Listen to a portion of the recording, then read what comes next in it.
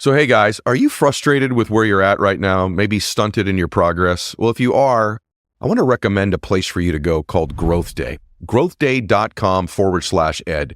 It is the #1 personal development app on the planet. It's got all kinds of high performance techniques in there, courses, accountability, journaling, live speeches from some of the top influencers in the world, including me. It's an overall environment to change your life. growthday.com/ed. Welcome back to the show, everybody. I'm excited to spend some time with you today covering something that you all ask about often, which is the topic of visualization. And I think it's a topic that most people don't understand, nor do they take advantage of. One of the key strategies in my entire life of producing the results that I've been blessed to produce has a lot to do. One of the key strategies is visualization, mental rehearsal, and understanding how to do it, understanding the power of it, and the reasons why you should be doing more mental rehearsal, more visualization.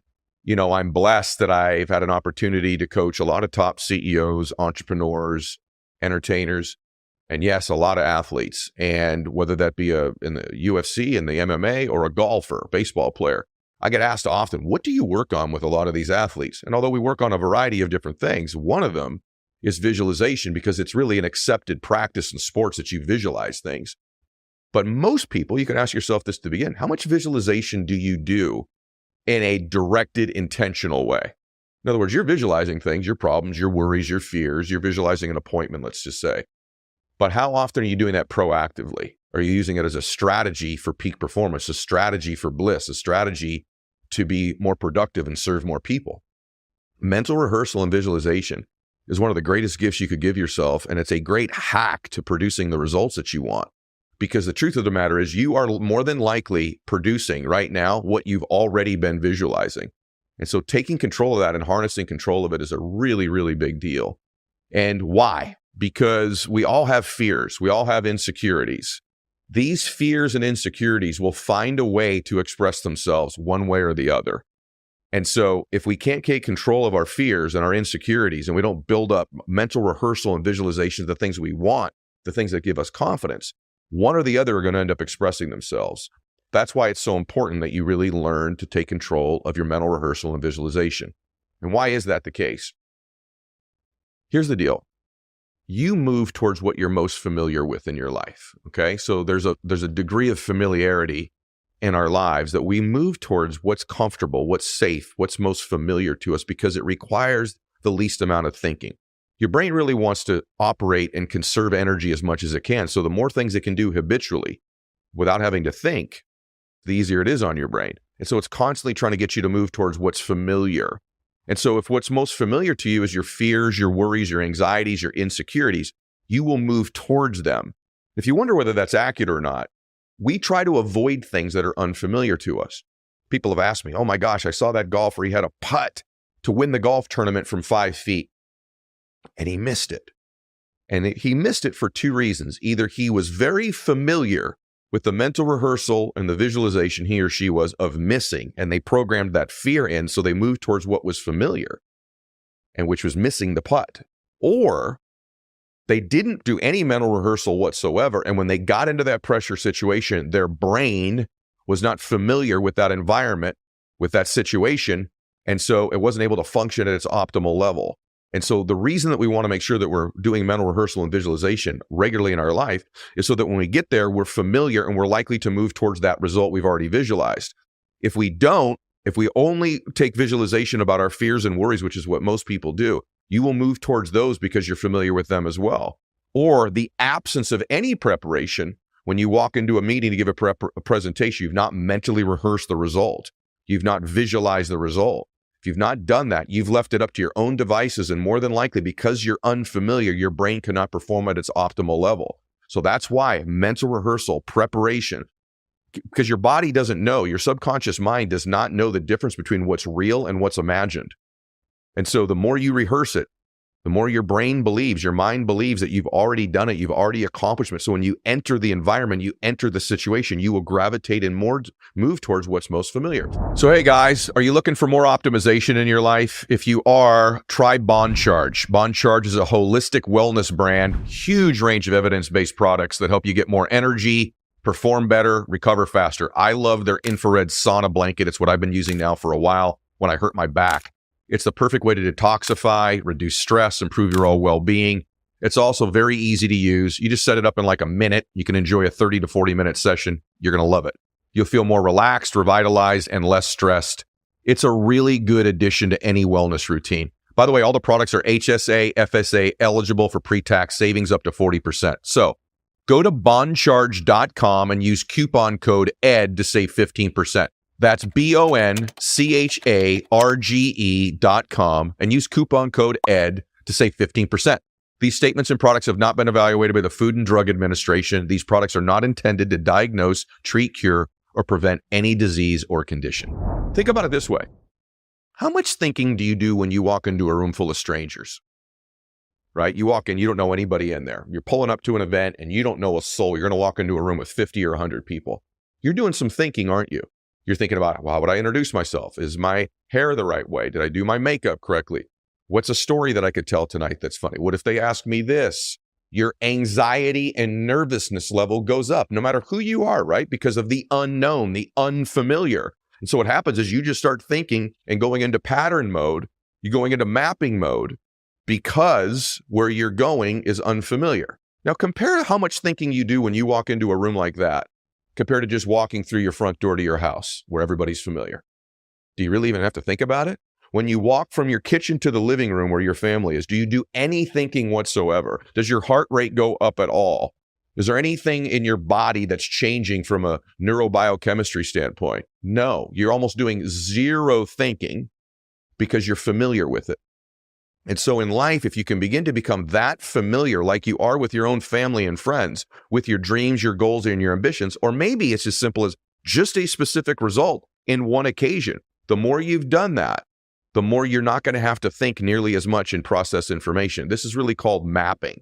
And so life is really better when you don't focus on what's going on around you, but you focus on what's going on inside of you. Okay? So think about that for a second. Life is always better when you don't focus on what's going on around you, but you focus on what's going on inside of you. So there's this great story that my producer was sharing with me. He's a big soccer fan about Wayne Rooney, who's one of the most legendary players of all time. And he said he would take his visualization to a level that blew most people's minds. And he would literally get with the equipment manager before a game and ask him, what uniform are we going to be wearing? And so he would get the actual uniform and know what it looked like.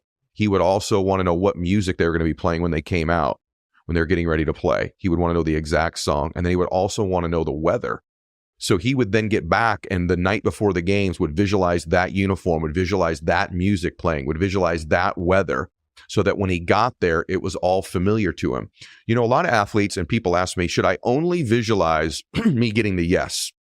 Because I'm mapping, making the putt, or hitting the shot, or having the knockout, or closing the sale, or, you know, getting whatever it is that you want. Should I only visualize the positive things? And that's a really interesting thing because the way your brain works, it actually probably serves you most to be always visualizing the positive result. I do think that it's okay sometimes in life to also visualize something that isn't favorable. So, in other words, because it's going to happen. So, do I let my athletes about 10% of the time? I will say, okay, let's hit a bad shot. We've hit a bad shot. What happens in our body? Now we're walking to that shot. How do we deal with it? And so they now are able to deal with something that's inevitable. Or if it's one of our fighters, and I go, listen, you just had the first, it's bad round. He got to you. You took a couple shots. Looks like he lost round one. You're sitting on the stool. Bam. How do we shift that and visualize from there? Because if you don't visualize some of the unforeseen circumstances that take place and your response to it, in my opinion, when that happens and it's unfamiliar territory, you're lost. But if you say, no, I've been there before. I've missed this putt before. I've missed a shot before. In sales, it's okay to visualize them not always saying yes, but objecting and giving you a reason for not doing it.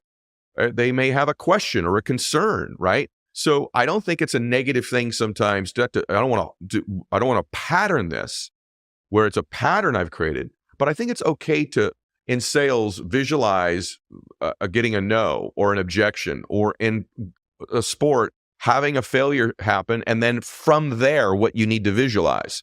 So that when the inevitable happens, because life happens, you're going to miss a sale. You're going to not hit every putt. Not every at-bat's going to be a base hit, right? Not every shot's going to be in the basket. And so it's okay to say, okay, I just missed the shot. What do I visualize from there?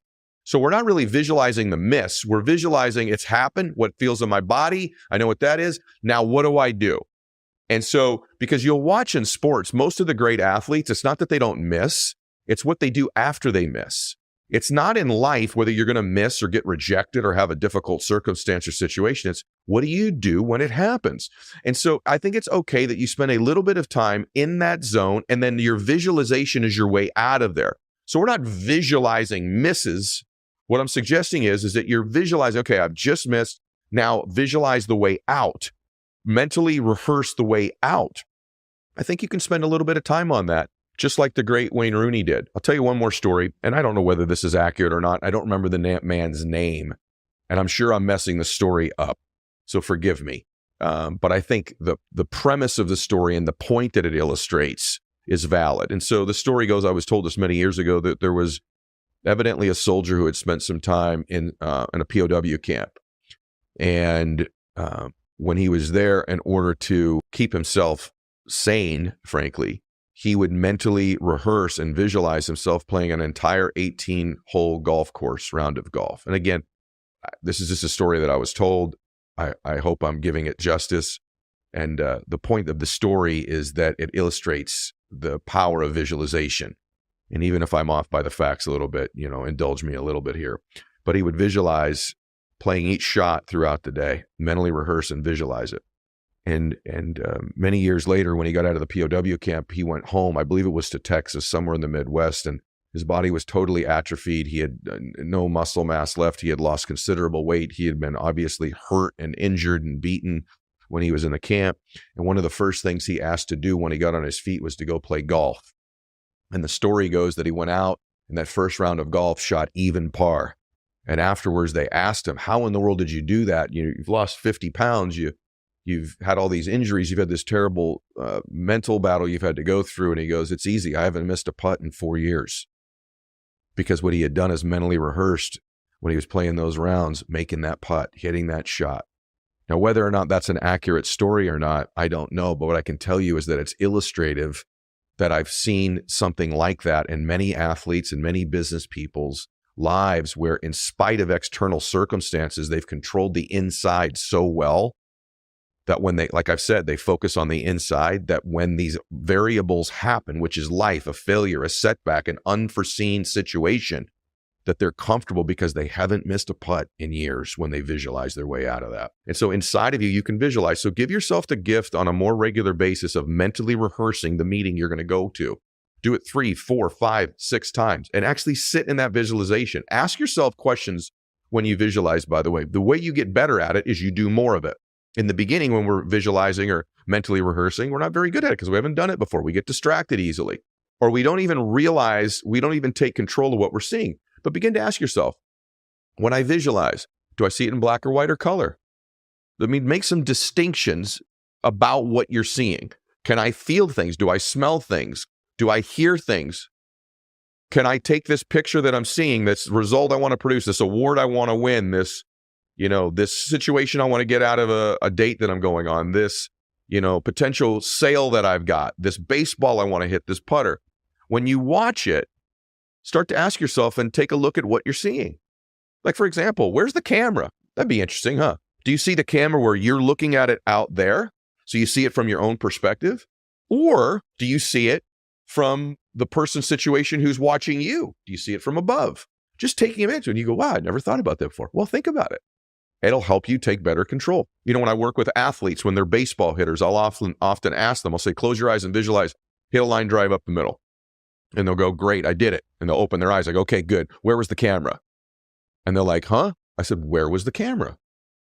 I don't know. I said, well, let's close your eyes and do it again. I said, the camera could be a lot of different places. The camera could be you in the batter's box and you're seeing out at the pitcher in the field. It could be like you watch baseball on TV because you're familiar with it.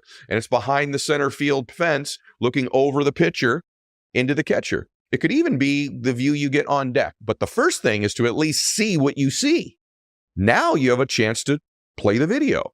And so I'll ask them, can you see what you see? Yes. Okay. And they say, well, no, but it's for me in the batter's box. Awesome. So then we know, and we go much more detailed than this, but it's beginning to just see what you see, hear what you hear or don't hear, smell what you smell or don't smell, right? For the most part, most people can very quickly go, I see things in black and white, or I see them in color, and then just start to take control of what it looks like. And then the only other thing to ask yourself, if you want to really reinforce a visualization, is you could speed it up a little bit, or you could slow it down. You could zoom in if you wanted to. And the more you just kind of play with your ability to visualize, the more it becomes a muscle. Zoom in, zoom out, change the color, add some music to it, right? Speed it up, slow it down, and then just repeatedly see something over and over again.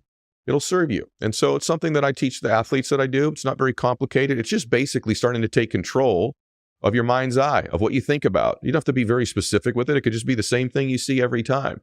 But the more you prepare, you will begin to move towards what you're most familiar with. And what's great about that is anxiety level goes down.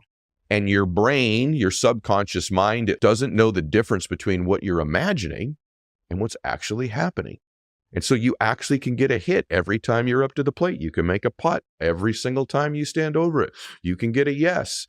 And the more specific, when you start with a visualization, oftentimes in the beginning, they'll be very general, but the more you get good at it, maybe it gets more specific, where you can even see when you've helped somebody out in your business, them thanking you and the smile on their face. Maybe you can begin to feel what it feels like with their gratitude, right? I'll have athletes often, I'll say, did you make the putt? How did it feel?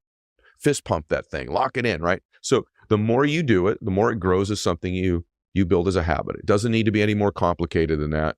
But I'm telling you, life is a whole lot better when you focus on what's going on inside of you as opposed to what's going on around you. And the more we just get internal, we begin to, take some measure of control over the mental images we're feeding ourselves, the more we can produce a result that's in congruence with our goals. So I hope today helped you. I want to challenge you just to begin to do a little bit more visualization, just the concept of it, a little bit more mental rehearsal, and begin to train yourself to produce the results that you want in your life as you move towards the thing you're most familiar with, which is what you want instead of what you don't want.